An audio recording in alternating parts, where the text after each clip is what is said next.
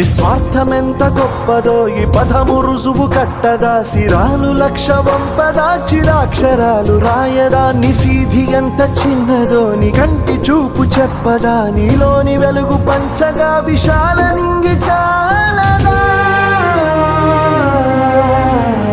మనుష్యులందు నీ కథ మహర్షిలాగా సాగదా, మనుష్యులందు నీ కథ మహర్షిలాగా సాగదా.